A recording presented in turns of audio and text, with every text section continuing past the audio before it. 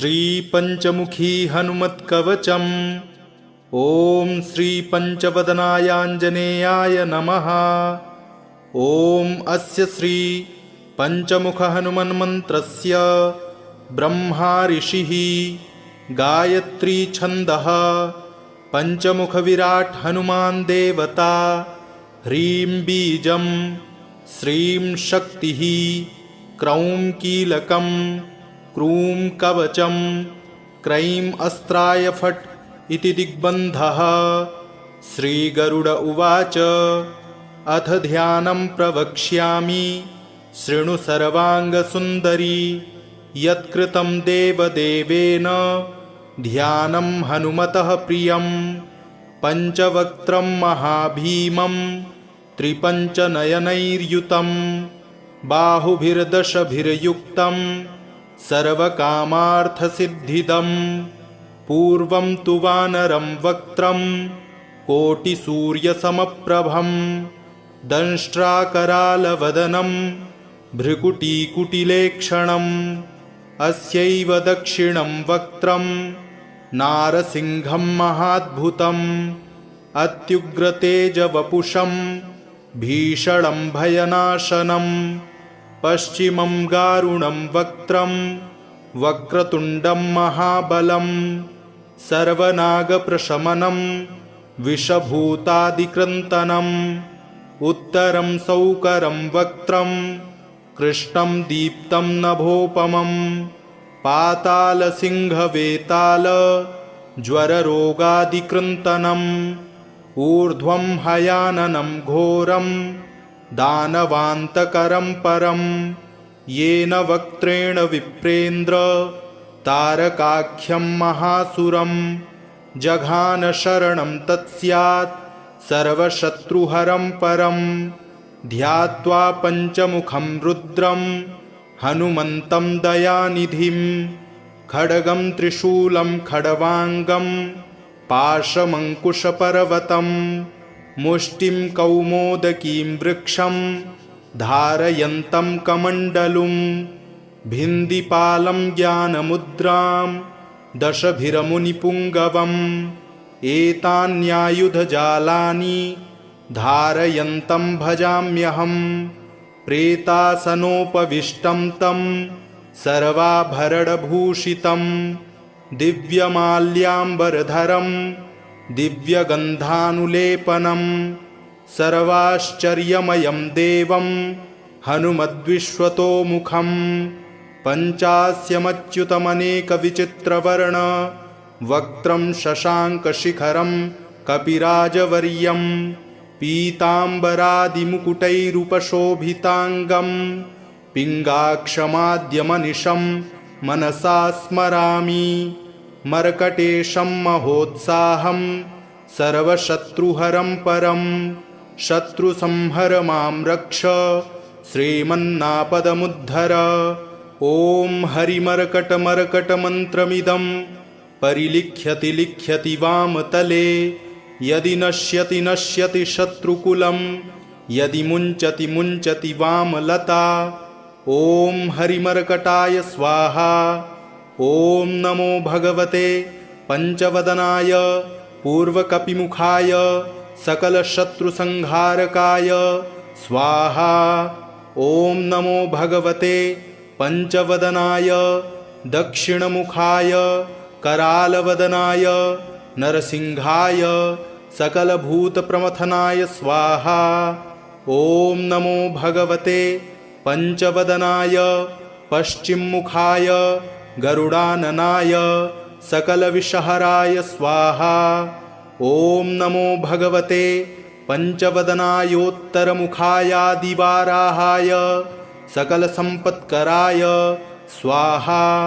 ॐ नमो भगवते पञ्चवदनायोर्ध्वमुखाय हयग्रीवाय सकलजनवशङ्कराय स्वाहा। ॐ अस्य श्रीपञ्चमुखहनुमन्मन्त्रस्य श्रीरामचन्द्र ऋषिः अनुष्टुप्छन्दः। पञ्चमुखवीरहनुमान् देवता हनुमानिति बीजं, वायुपुत्र इति शक्तिः, अंजनासुत इति कीलकं, श्रीरामदूत हनुमत्प्रसाद सिद्ध्यर्थे जपे विनियोगः ऋष्यादिकं विन्यसेत। ॐ अंजनासुताय अंगुष्ठाभ्यां नमः। ॐ रुद्रमूर्तये तर्जनीभ्यां नमः। ॐ वायुपुत्राय मध्यमाभ्यां नमः। ॐ अग्निगर्भाय अनामिकाभ्यां नमः। ॐ रामदूताय कनिष्ठिकाभ्यां नमः। ॐ पंचमुख हनुमते करतलकरपृष्ठाभ्यां नमः इति करन्यासः। ॐ अंजनासुताय हृदयाय नमः। ॐ रुद्रमूर्तये शिरसे स्वाहा। ॐ वायुपुत्राय शिखायै वषट्। ॐ अग्निगर्भाय कवचाय हुम्। ॐ रामदूताय नेत्रत्रयाय वौषट्। ॐ पंचमुख हनुमते अस्त्राय फट्। पंचमुख हनुमते स्वाहा इति दिग्बन्धः। अथ ध्यानम्। वन्दे वानरनारसिंहखगराट् क्रोडाश्ववक्त्रान्वितं दिव्यालङ्करणं त्रिपञ्चनयनं देदीप्यमानं रुचां हस्ताब्जैरसिखेटपुस्तकसुधा कुम्भाङ्कुशाद्रिं खड्वाङ्गं फणिभूरुहं दशभुजं सर्वारिवीरापहम्। अथ मन्त्रः। ॐ रामदूतायाञ्जनेयाय वायुपुत्राय महाबलपराक्रमाय सीतादुःखनिवारणाय लङ्कादहनकारणाय महाबलप्रचण्डाय फाल्गुनसखाय कोलाहलसकलब्रह्माण्डविश्वरूपाय सप्तसमुद्रनिर्लङ्घनाय पिङ्गलनयनायामितविक्रमाय सूर्यबिम्बफलसेवनाय दुष्टनिवारणाय दृष्टिनिरालङ्कृताय सञ्जीविनी सञ्जीविताङ्गद लक्ष्मणमहाकपि सैन्यप्राणदाय दशकण्ठविध्वंसनाय रामेष्टाय महाफाल्गुनसखाय सीतासहित रामवरप्रदाय षट्प्रयोगागम पंचमुख वीरहनुमन्मन्त्रजपे विनियोगः। ॐ हरिमर्कटमर्कटाय बं बं बं बं बं वौषट स्वाहा। ॐ हरिमर्कटमर्कटाय फं फं फं फं फं फट् स्वाहा। ॐ हरिमर्कटमर्कटाय खें खें खें खें खें मारणाय स्वाहा। ॐ हरिमर्कटमर्कटाय लुं लुं लुं लुं लुं आकर्षित सकलसम्पत्कराय स्वाहा। ॐ हरिमर्कटमर्कटाय धन धन धन धन धन शत्रुस्तम्भनाय स्वाहा। ॐ टन टन टन टन टन कूर्ममूर्तये पंचमुखवीरहनुमते परयन्त्र परतन्त्रोच्चाटनाय स्वाहा। ॐ कं खं गं घं गं चं छं जं झं यं टं ठं डं ढं डं तं थं दं धं नं पं फं बं भं मं यं रं लं बं शं शं सं हं क्षं स्वाहा इति दिग्बन्धः। ॐ पूर्वकपिमुखाय पंचमुख हनुमते टं टं टं टं टं सकलशत्रुसंहारणाय स्वाहा। ॐ दक्षिणमुखाय पंचमुख हनुमते करालवदनाय नरसिंहाय ॐ ह्रां ह्रीं ह्रूं ह्रैं ह्रौं ह्रः सकलभूतप्रेत दमनाय स्वाहा। ॐ पश्चिममुखाय गरुडाननाय पंचमुख हनुमते मं मं मं मं मं सकलविषहराय स्वाहा। ॐ उत्तरमुखायादिवराहाय लं लं लं लं लं नृसिंहाय नीलकण्ठमूर्तये पंचमुख हनुमते स्वाहा। ॐ ऊर्ध्वमुखाय हयग्रीवाय रुं रुं रुं रुं रुं रुद्रमूर्तये सकलप्रयोजननिर्वाहकाय स्वाहा। ॐ अञ्जनासुताय वायुपुत्राय महाबलाय सीताशोकनिवारणाय श्रीरामचन्द्रकृपा पादुकाय महावीर्यप्रमथनाय ब्रह्माण्डनाथाय कामदाय पञ्चमुखवीरहनुमते स्वाहा।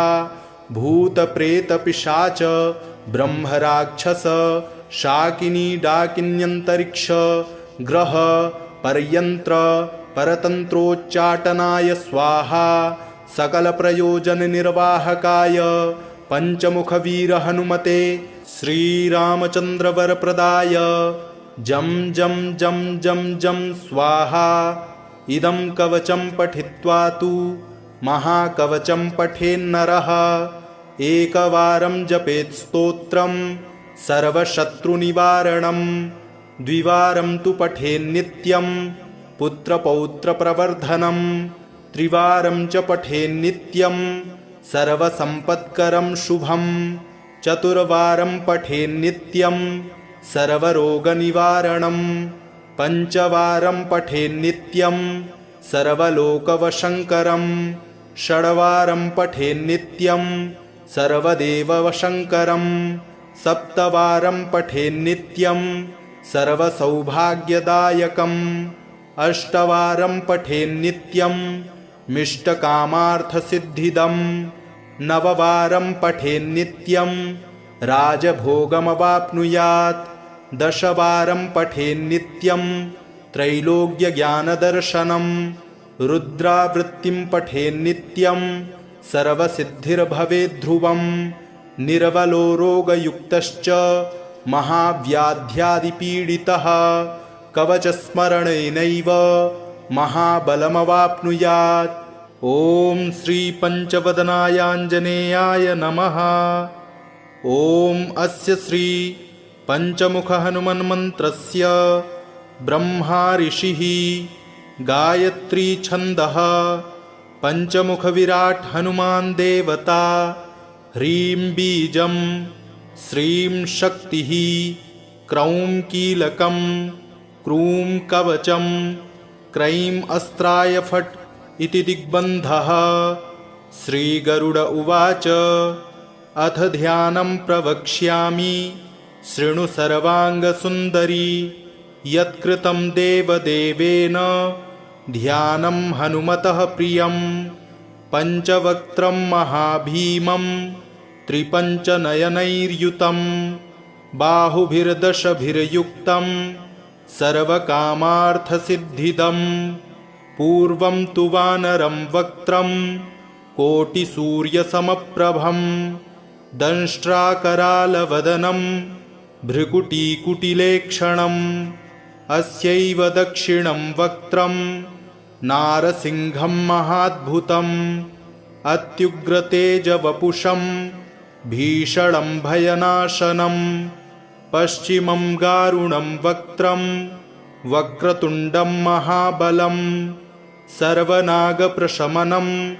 विषभूतादिक्रन्तनं उत्तरं सौकरं वक्त्रं कृष्णं दीप्तं नभोपमं पातालसिंहवेताल ज्वररोगादिकृन्तनम् ऊर्ध्वं हयाननं घोरं दानवान्तकरं परं येन वक्त्रेण विप्रेन्द्र तारकाख्यं महासुरं जघान शरणं तत्स्यात् सर्वशत्रुहरं परं ध्यात्वा पञ्चमुखं रुद्रं हनुमन्तं दयानिधिं खड्गं त्रिशूलं खड्वाङ्गं पाशमङ्कुशपर्वतं मुष्टिं कौमोदकीं वृक्षं धारयन्तं कमण्डलुं भिन्दिपालं ज्ञानमुद्रां दशभिरमुनिपुङ्गवम् एतान्यायुधजालानि धारयन्तं भजाम्यहं प्रेतासनोपविष्टं तं सर्वाभरणभूषितं दिव्यमाल्याम्बरधरं दिव्यगन्धानुलेपनं सर्वाश्चर्यमयं देवं हनुमद्विश्वतोमुखं पञ्चास्यमच्युतमनेकविचित्रवर्ण वक्त्रं शशाङ्कशिखरं कपिराजवर्यं पीताम्बरादिमुकुटैरुपशोभिताङ्गं पिङ्गाक्षमाद्यमनिशं मनसा स्मरामि मर्कटेशं महोत्साहं सर्वशत्रुहरं परं शत्रुसंहर मां रक्ष श्रीमन्नापदमुद्धर। ॐ हरिमर्कटमर्कटमन्त्रमिदं परिलिख्यति लिख्यति वामतले यदि नश्यति नश्यति शत्रुकुलं यदि मुञ्चति मुञ्चति वामलता। ॐ हरिमर्कटाय स्वाहा। ॐ नमो भगवते पञ्चवदनाय पूर्वकपिमुखाय सकलशत्रुसंहारकाय स्वाहा। ॐ नमो भगवते पञ्चवदनाय दक्षिणमुखाय करालवदनाय नरसिंहाय सकलभूतप्रमथनाय स्वाहा। ॐ नमो भगवते पञ्चवदनाय पश्चिममुखाय गरुडाननाय सकलविषहराय स्वाहा। ॐ नमो भगवते पञ्चवदनायोत्तरमुखायादिवाराहाय सकलसम्पत्कराय स्वाहा। ॐ नमो भगवते पञ्चवदनायोर्ध्वमुखाय हयग्रीवाय सकलजनवशङ्कराय स्वाहा। ॐ अस्य श्रीपञ्चमुखहनुमन्मन्त्रस्य श्रीरामचन्द्रऋषिः अनुष्टुप्छन्दः पञ्चमुखवीरहनुमान् देवता हनुमानिति बीजं वायुपुत्र इति शक्तिः अञ्जनासुत इति कीलकं श्रीरामदूत हनुमत्प्रसादसिद्ध्यर्थे जपे विनियोगः ऋष्यादिकं विन्यसेत। ॐ अञ्जनासुताय अङ्गुष्ठाभ्यां नमः। ॐ रुद्रमूर्तये तर्जनीभ्यां नमः। ॐ वायुपुत्राय मध्यमाभ्यां नमः। ॐ अग्निगर्भाय अनामिकाभ्यां नमः। ॐ रामदूताय कनिष्ठिकाभ्यां नमः। ॐ पञ्चमुखहनुमते करतलकरपृष्ठाभ्यां नमः इति करन्यासः।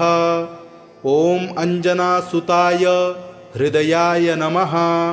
ॐ रुद्रमूर्तये शिरसे स्वाहा। ॐ वायुपुत्राय शिखायै वषट्। ॐ अग्निगर्भाय कवचाय हुं। ॐ रामदूताय नेत्रत्रयाय वौषट्। ॐ पञ्चमुखहनुमते अस्त्राय फट्। पञ्चमुखहनुमते स्वाहा इति दिग्बन्धः। अथ ध्यानम्। वन्दे वानरनारसिंहखगराट् क्रोडाश्ववक्त्रान्वितं दिव्यालङ्करणं त्रिपञ्चनयनं देदीप्यमानं रुचां हस्ताब्जैरसिखेटपुस्तकसुधा कुम्भाङ्कुशाद्रिंहलं खड्वाङ्गं फणिभूरुहं दशभुजं सर्वारिवीरापहम्। अथ मन्त्रः। ॐ रामदूतायाञ्जनेयाय वायुपुत्राय महाबलपराक्रमाय सीतादुःखनिवारणाय लङ्कादहनकारणाय महाबलप्रचण्डाय फाल्गुनसखाय कोलाहलसकलब्रह्माण्डविश्वरूपाय सप्तसमुद्रनिर्लङ्घनाय पिङ्गलनयनायामितविक्रमाय सूर्यबिम्बफलसेवनाय दुष्टनिवारणाय दृष्टिनिरालङ्कृताय सञ्जीविनी सञ्जीविताङ्गद लक्ष्मणमहाकपि सैन्यप्राणदाय दशकण्ठविध्वंसनाय रामेष्टाय महाफाल्गुनसखाय सीतासहित रामवरप्रदाय षट्प्रयोगागम पञ्चमुख वीरहनुमन्मन्त्रजपे विनियोगः। ॐ हरिमर्कटमर्कटाय बं बं बं बं बं वौषट स्वाहा। ॐ हरिमर्कटमर्कटाय फं फं फं फं फं फट् स्वाहा।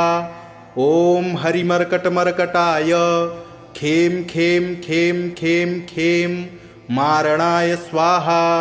ॐ हरिमर्कटमर्कटाय लुं लुं लुं लुं लुं आकर्षित सकलसम्पत्कराय स्वाहा। ॐ हरिमर्कटमर्कटाय धन धन धन धन धन शत्रुस्तम्भनाय स्वाहा। ॐ टन् टन् टन् टन् टन् कूर्ममूर्तये पञ्चमुखवीरहनुमते परयन्त्र परतन्त्रोच्चाटनाय स्वाहा। ॐ कं खं गं घं गं चं छं जं झं ज्यं टं ठं डं ढं डं तं थं दं धं नं पं फं बं भं मं यं रं लं बं शं शं सं हं क्षं स्वाहा इति दिग्बन्धः।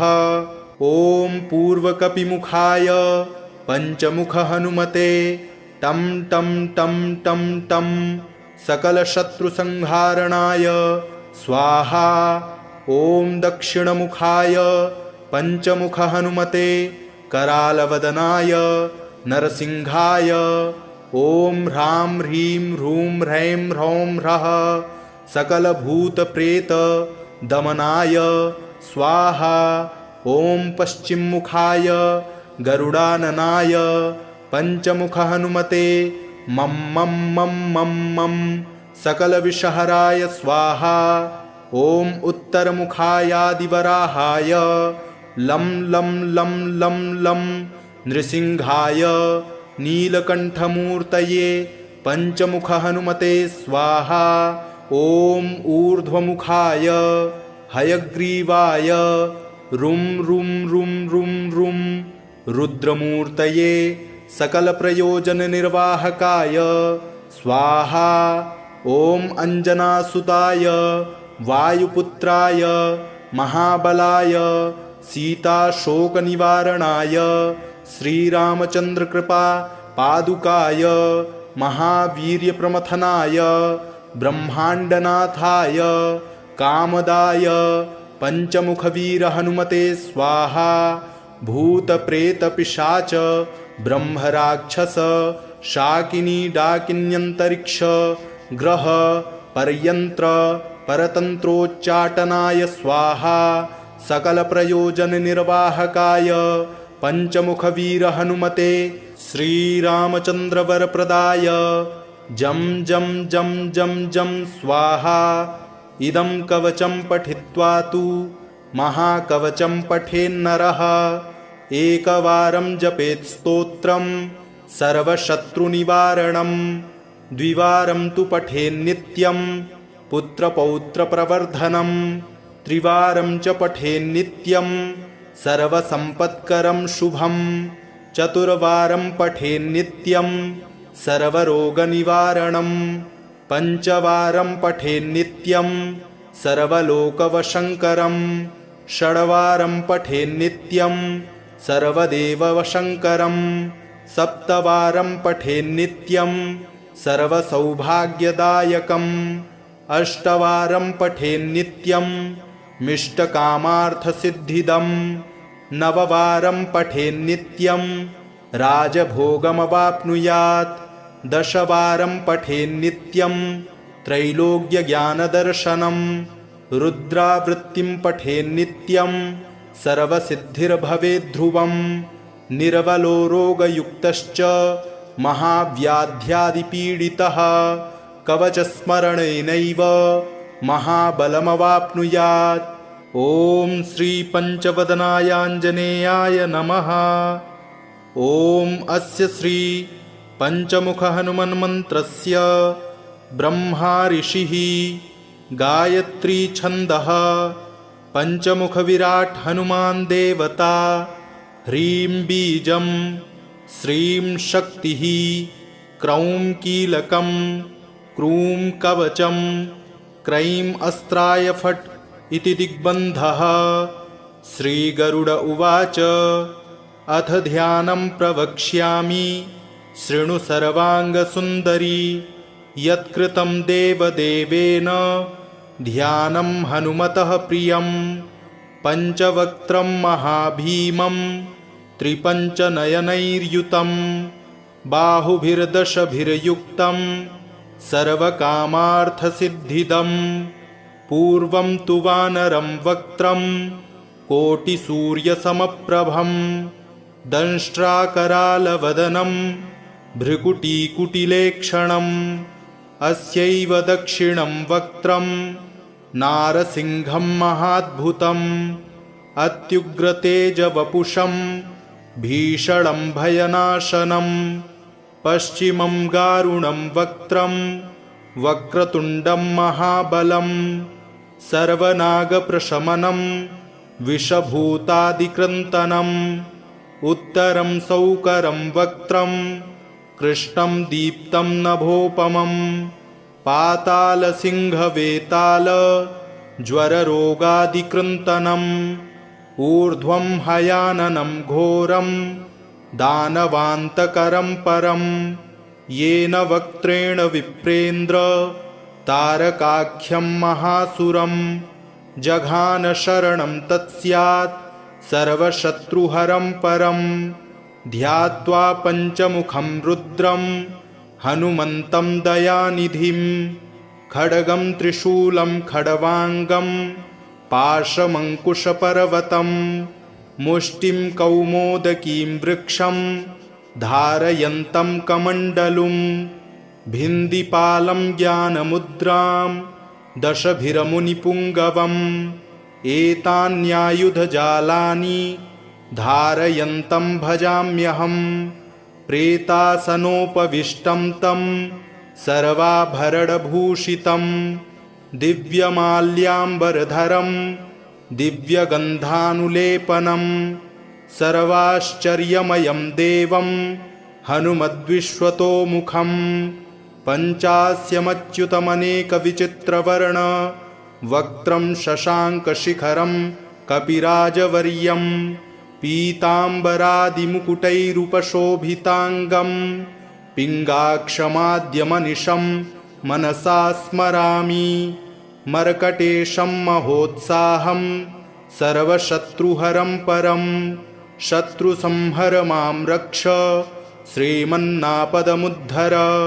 ॐ हरिमर्कटमर्कटमन्त्रमिदं परिलिख्यति लिख्यति वामतले यदि नश्यति नश्यति शत्रुकुलं यदि मुञ्चति मुञ्चति वामलता। ॐ हरिमर्कटाय स्वाहा। ॐ नमो भगवते पञ्चवदनाय पूर्वकपिमुखाय सकलशत्रुसंहारकाय स्वाहा। ॐ नमो भगवते पञ्चवदनाय दक्षिणमुखाय करालवदनाय नरसिंहाय सकलभूतप्रमथनाय स्वाहा। ॐ नमो भगवते पञ्चवदनाय पश्चिममुखाय गरुडाननाय सकलविषहराय स्वाहा। ॐ नमो भगवते पञ्चवदनायोत्तरमुखायादिवाराहाय सकलसम्पत्कराय स्वाहा। ॐ नमो भगवते पञ्चवदनायोर्ध्वमुखाय हयग्रीवाय सकलजनवशङ्कराय स्वाहा। ॐ अस्य श्रीपञ्चमुखहनुमन्मन्त्रस्य श्रीरामचन्द्रऋषिः अनुष्टुप्छन्दः पञ्चमुखवीरहनुमान् देवता हनुमानिति बीजं वायुपुत्र इति शक्तिः अञ्जनासुत इति कीलकं श्रीरामदूत हनुमत्प्रसादसिद्ध्यर्थे जपे विनियोगः ऋष्यादिकं विन्यसेत। ॐ अञ्जनासुताय अङ्गुष्ठाभ्यां नमः। ॐ रुद्रमूर्तये तर्जनीभ्यां नमः। ॐ वायुपुत्राय मध्यमाभ्यां नमः। ॐ अग्निगर्भाय अनामिकाभ्यां नमः। ॐ रामदूताय कनिष्ठिकाभ्यां नमः। ॐ पञ्चमुखहनुमते करतलकरपृष्ठाभ्यां नमः इति करन्यासः। ॐ अञ्जनासुताय हृदयाय नमः। ॐ रुद्रमूर्तये शिरसे स्वाहा। ॐ वायुपुत्राय शिखायै वषट्। ॐ अग्निगर्भाय कवचाय हुम्। ॐ रामदूताय नेत्रत्रयाय वौषट्। ॐ पञ्चमुखहनुमते अस्त्राय फट्। पञ्चमुखहनुमते स्वाहा इति दिग्बन्धः। अथ ध्यानम्। वन्दे वानरनारसिंहखगराट् क्रोडाश्ववक्त्रान्वितं दिव्यालङ्करणं त्रिपञ्चनयनं देदीप्यमानं रुचां हस्ताब्जैरसिखेटपुस्तकसुधा कुम्भाङ्कुशाद्रिं हलं खड्वाङ्गं फणिभूरुहं दशभुजं सर्वारिवीरापहम्। अथ मन्त्रः। ॐ रामदूतायाञ्जनेयाय वायुपुत्राय महाबलपराक्रमाय सीतादुःखनिवारणाय लङ्कादहनकारणाय महाबलप्रचण्डाय फाल्गुनसखाय कोलाहलसकलब्रह्माण्डविश्वरूपाय सप्तसमुद्रनिर्लङ्घनाय पिङ्गलनयनायामितविक्रमाय सूर्यबिम्बफलसेवनाय दुष्टनिवारणाय दृष्टिनिरालङ्कृताय सञ्जीविनी सञ्जीविताङ्गद लक्ष्मणमहाकपि सैन्यप्राणदाय दशकण्ठविध्वंसनाय रामेष्टाय महाफाल्गुनसखाय सीतासहित रामवरप्रदाय षट्प्रयोगागम पञ्चमुख वीरहनुमन्मन्त्रजपे विनियोगः। ॐ हरिमर्कटमर्कटाय बं बं बं बं बं वौषट स्वाहा। ॐ हरिमर्कटमर्कटाय फं फं फं फं फं फट् स्वाहा। ॐ हरिमर्कटमर्कटाय खें खें खें खें खें मारणाय स्वाहा। ॐ हरिमर्कटमर्कटाय लुं लुं लुं लुं लुं आकर्षित सकलसम्पत्कराय स्वाहा। ॐ हरिमर्कटमर्कटाय धन धन धन धन धन शत्रुस्तम्भनाय स्वाहा। ॐ टन टन टन टन टन कूर्ममूर्तये पञ्चमुखवीरहनुमते परयन्त्र परतन्त्रोच्चाटनाय स्वाहा।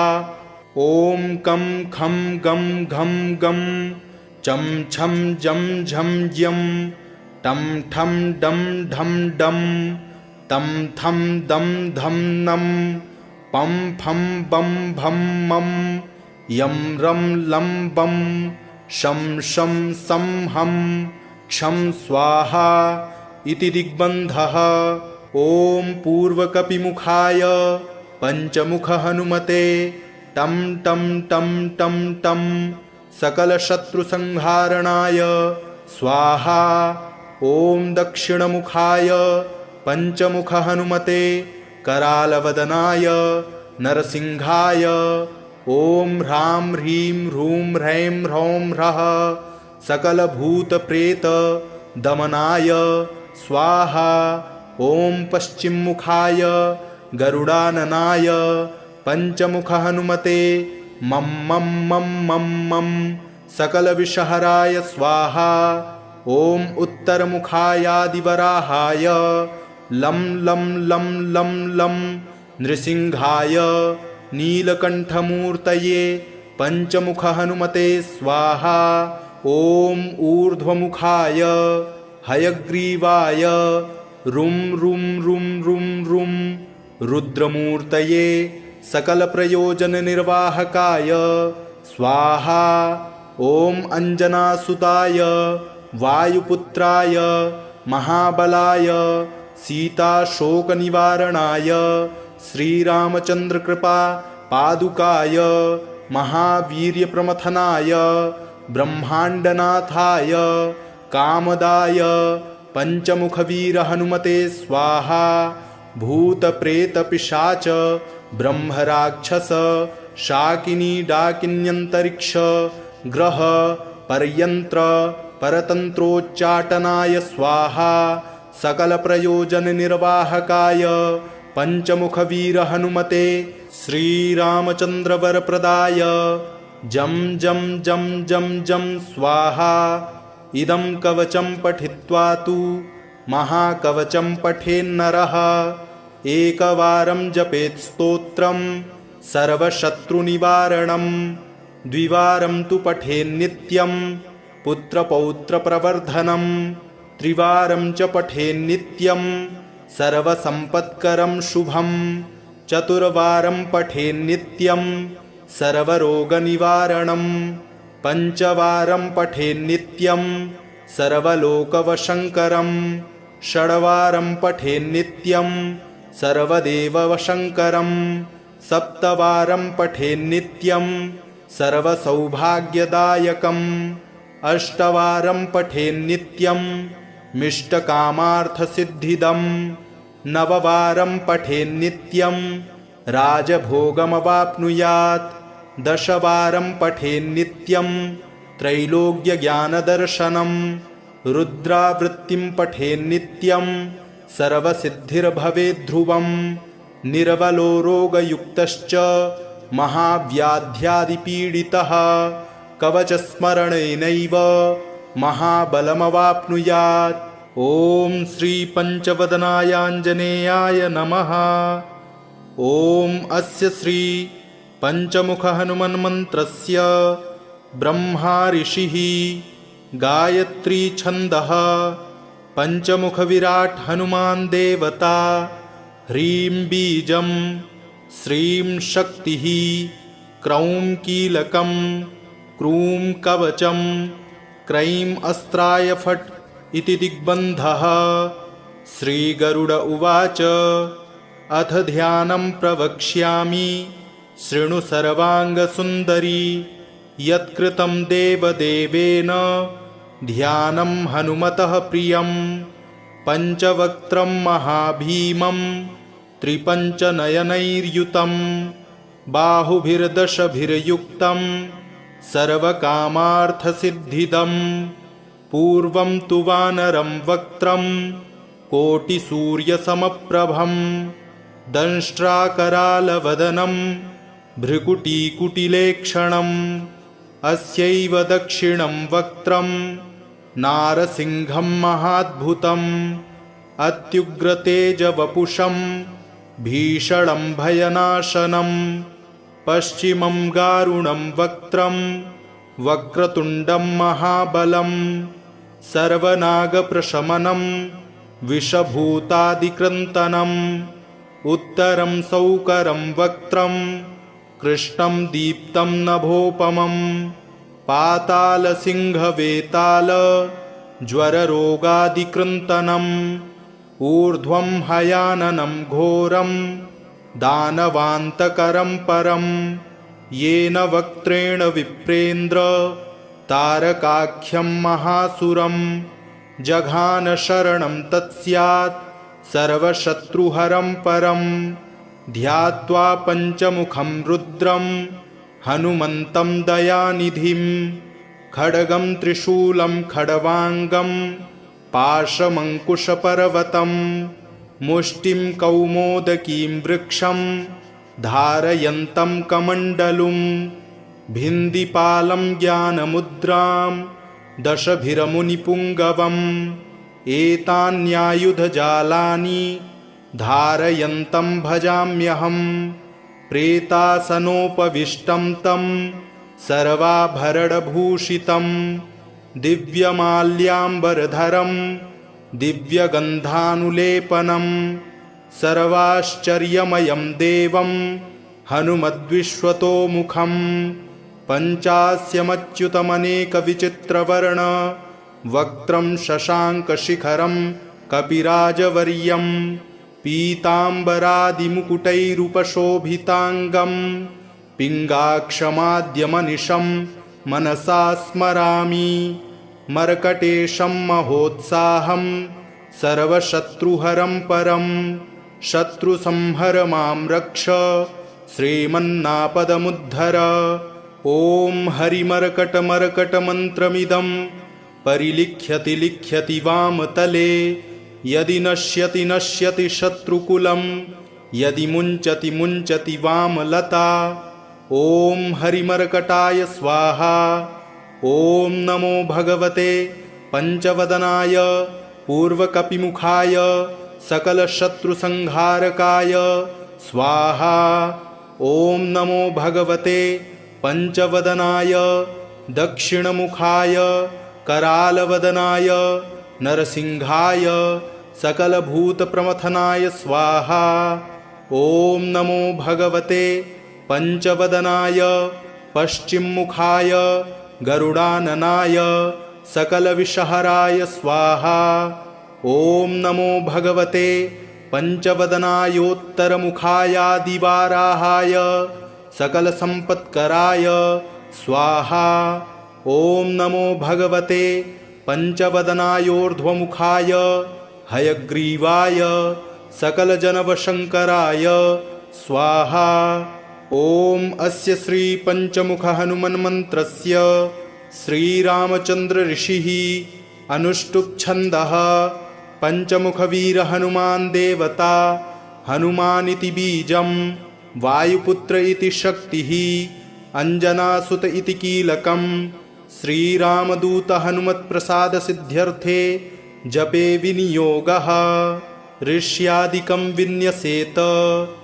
ॐ अञ्जनासुताय अङ्गुष्ठाभ्यां नमः। ॐ रुद्रमूर्तये तर्जनीभ्यां नमः। ॐ वायुपुत्राय मध्यमाभ्यां नमः। ॐ अग्निगर्भाय अनामिकाभ्यां नमः। ॐ रामदूताय कनिष्ठिकाभ्यां नमः। ॐ पञ्चमुखहनुमते करतलकरपृष्ठाभ्यां नमः इति करन्यासः।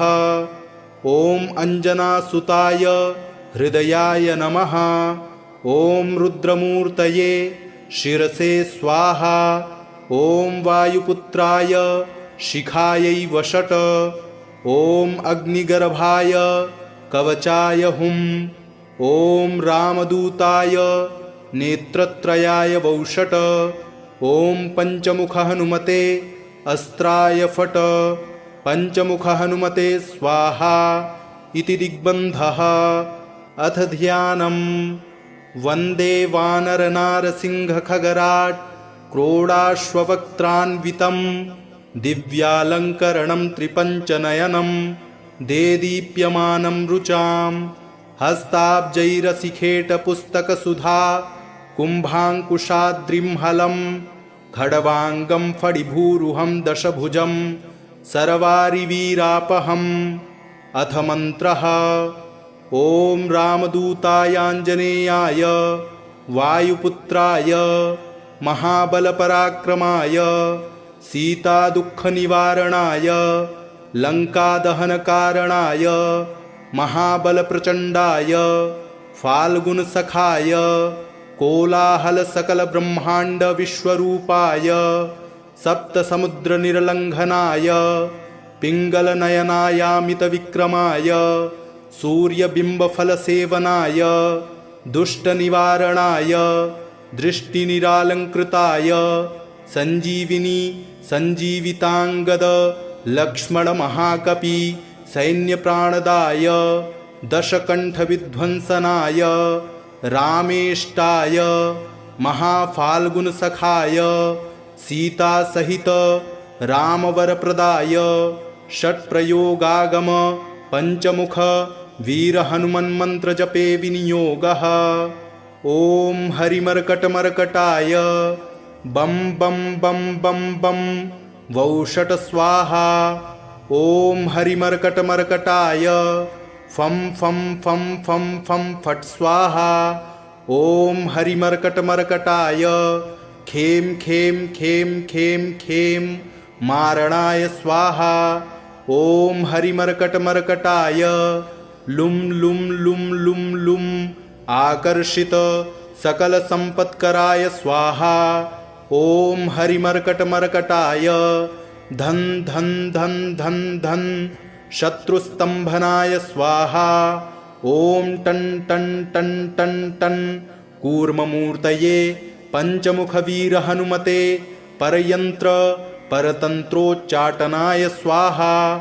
ॐ कं खं गं घं गं चं छं जं झं यं टं ठं डं ढं डं तं थं दं धं नं पं फं बं भं मं यं रं लं बं शं शं सं हं क्षं स्वाहा इति दिग्बन्धः।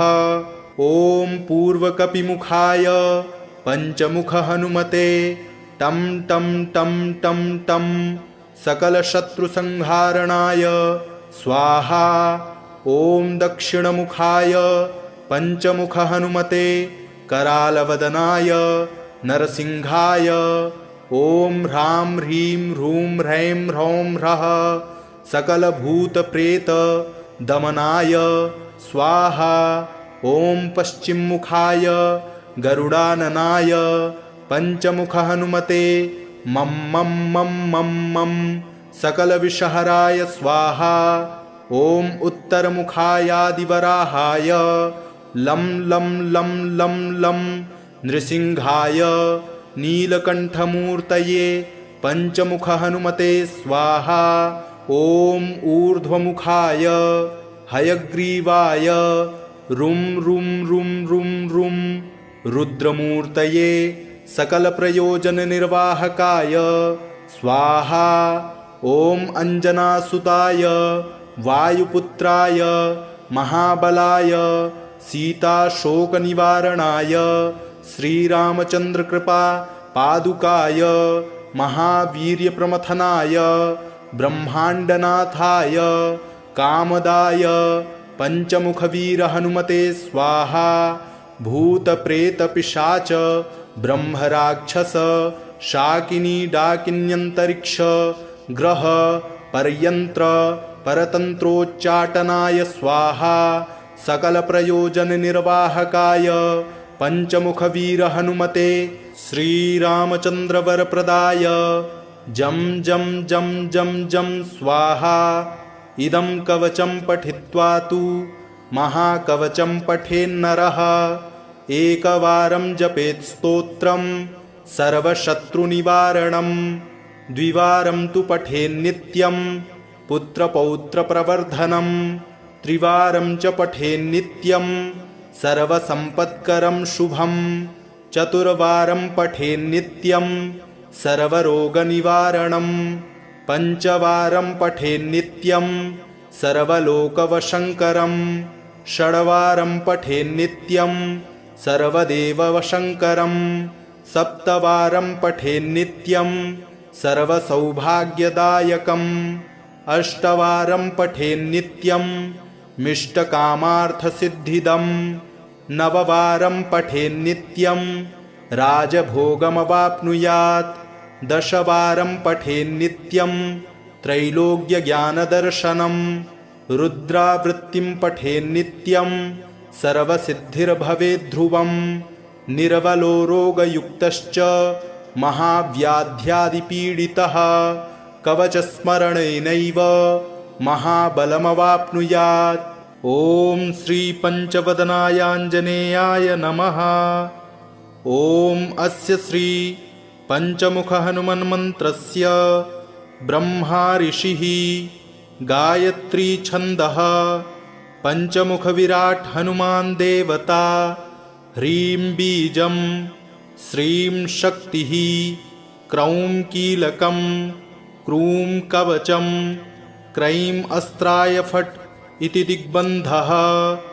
श्रीगरुड उवाच अथ ध्यानं प्रवक्ष्यामि शृणु सर्वाङ्गसुन्दरी यत्कृतं देवदेवेन ध्यानं हनुमतः प्रियं पञ्चवक्त्रं महाभीमं त्रिपञ्चनयनैर्युतं बाहुभिर्दशभिर्युक्तं सर्वकामार्थसिद्धिदं पूर्वं तु वानरं वक्त्रं कोटिसूर्यसमप्रभं दंष्ट्राकरालवदनं भ्रुकुटीकुटिलेक्षणम् अस्यैव दक्षिणं वक्त्रं नारसिंहं महाद्भुतम् अत्युग्रतेजवपुषं भीषणं भयनाशनं पश्चिमं गारुणं वक्त्रं वक्रतुण्डं महाबलं सर्वनागप्रशमनं विषभूतादिक्रन्तनम् उत्तरं सौकरं वक्त्रं कृष्णं दीप्तं नभोपमं पातालसिंहवेताल ज्वररोगादिकृन्तनम् ऊर्ध्वं हयाननं घोरं दानवान्तकरं परं येन वक्त्रेण विप्रेन्द्र तारकाख्यं महासुरं जघान शरणं तत्स्यात् सर्वशत्रुहरं परं ध्यात्वा पञ्चमुखं रुद्रं हनुमन्तं दयानिधिं खड्गं त्रिशूलं खड्वाङ्गं पाशमङ्कुशपर्वतं मुष्टिं कौमोदकीं वृक्षं धारयन्तं कमण्डलुं भिन्दिपालं ज्ञानमुद्रां दशभिरमुनिपुङ्गवम् एतान्यायुधजालानि धारयन्तं भजाम्यहं प्रेतासनोपविष्टं तं सर्वाभरणभूषितं दिव्यमाल्याम्बरधरं दिव्यगन्धानुलेपनं सर्वाश्चर्यमयं देवं हनुमद्विश्वतोमुखं पञ्चास्यमच्युतमनेकविचित्रवर्ण वक्त्रं शशाङ्कशिखरं कपिराजवर्यं पीताम्बरादिमुकुटैरुपशोभिताङ्गं पिङ्गाक्षमाद्यमनिशं मनसा स्मरामि मर्कटेशं महोत्साहं सर्वशत्रुहरं परं शत्रुसंहर मां रक्ष श्रीमन्नापदमुद्धर ॐ हरिमर्कटमर्कटमन्त्रमिदं परिलिख्यति लिख्यति वामतले यदि नश्यति नश्यति शत्रुकुलं यदि मुञ्चति मुञ्चति वामलता ॐ हरिमर्कटाय स्वाहा ॐ नमो भगवते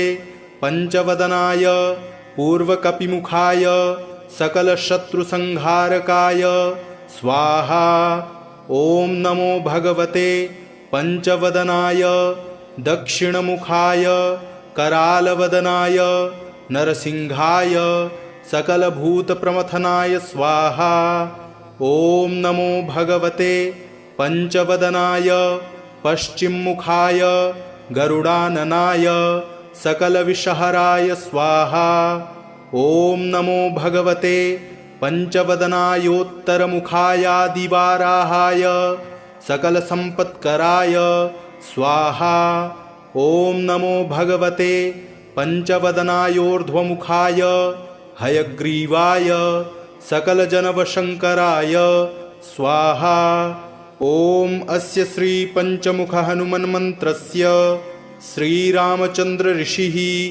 अनुष्टुप्छन्दः पञ्चमुखवीरहनुमान् देवता हनुमानिति बीजं वायुपुत्र इति शक्तिः अञ्जनासुत इति कीलकं श्रीरामदूत हनुमत्प्रसादसिद्ध्यर्थे जपे विनियोगः ऋष्यादिकं विन्यसेत ॐ अञ्जनासुताय अङ्गुष्ठाभ्यां नमः ॐ रुद्रमूर्तये तर्जनीभ्यां नमः ॐ वायुपुत्राय मध्यमाभ्यां नमः ॐ अग्निगर्भाय अनामिकाभ्यां नमः ॐ रामदूताय कनिष्ठिकाभ्यां नमः ॐ पञ्चमुखहनुमते करतलकरपृष्ठाभ्यां नमः इति करन्यासः ॐ अञ्जनासुताय हृदयाय नमः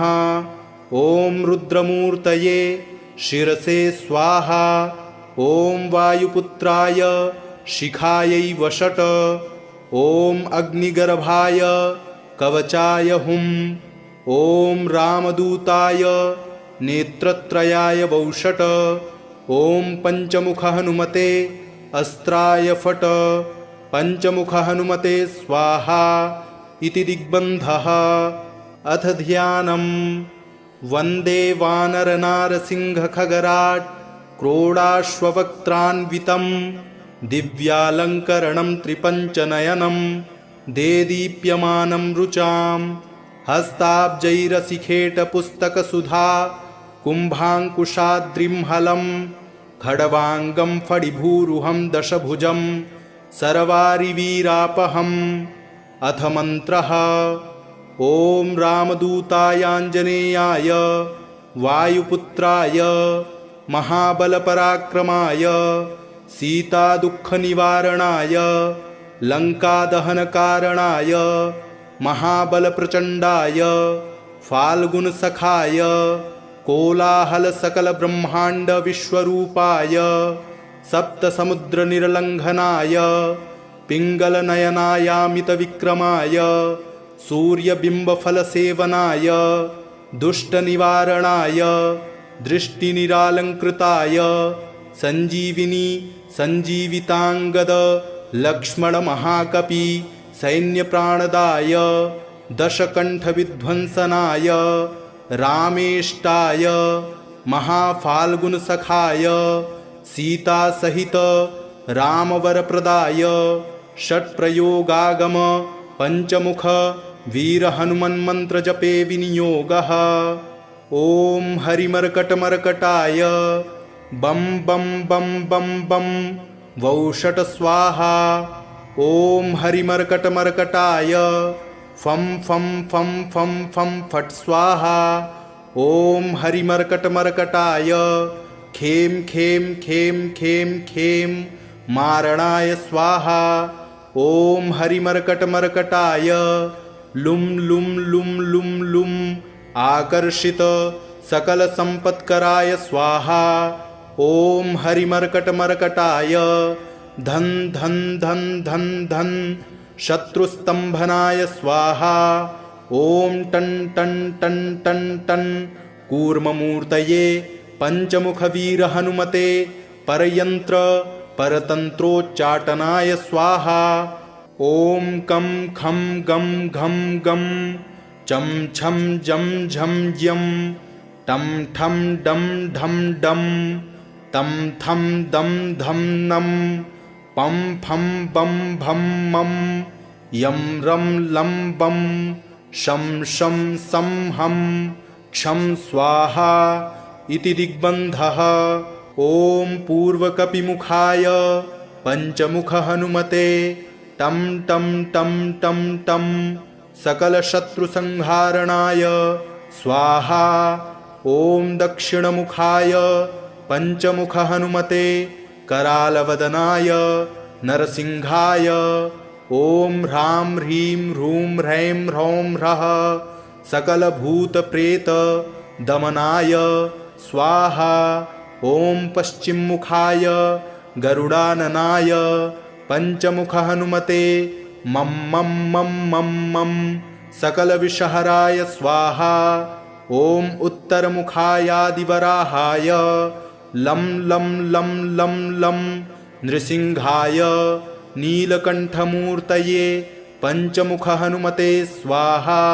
ॐ ऊर्ध्वमुखाय हयग्रीवाय रुं रुं रुं रुं रुं रुद्रमूर्तये सकलप्रयोजननिर्वाहकाय स्वाहा। ॐ अंजनासुताय वायुपुत्राय महाबलाय सीताशोकनिवारणाय श्रीरामचन्द्रकृपा पादुकाय महावीर्यप्रमथनाय ब्रह्माण्डनाथाय कामदाय पंचमुखवीरहनुमते स्वाहा। भूतप्रेतपिशाच ब्रह्मराक्षस शाकिनी डाकिन्यन्तरिक्ष ग्रह परयन्त्र परतन्त्रोच्चाटनाय स्वाहा। सकलप्रयोजननिर्वाहकाय पंचमुखवीरहनुमते श्रीरामचन्द्रवरप्रदाय जं जं जं जं जं स्वाहा। इदं कवचं पठित्वा तु महाकवचं पठेन्नरः। एकवारं जपेत् स्तोत्रं सर्वशत्रुनिवारणं। द्विवारं तु पठेन्नित्यं पुत्रपौत्रप्रवर्धनं। त्रिवारं च पठेन्नित्यं सर्वसम्पत्करं शुभं। चतुर्वारं पठेन्नित्यं सर्वरोगनिवारणं। पञ्चवारं पठेन्नित्यं सर्वलोकवशङ्करं। षड्वारं पठेन्नित्यं सर्वदेववशङ्करं। सप्तवारं पठेन्नित्यं सर्वसौभाग्यदायकम्। अष्टवारं पठेन्नित्यं मिष्टकामार्थसिद्धिदम्। नववारं पठेन्नित्यं राजभोगमवाप्नुयात्। दशवारं पठेन्नित्यं त्रैलोक्यज्ञानदर्शनं। रुद्रावृत्तिं पठेन्नित्यं सर्वसिद्धिर्भवेद्ध्रुवम्।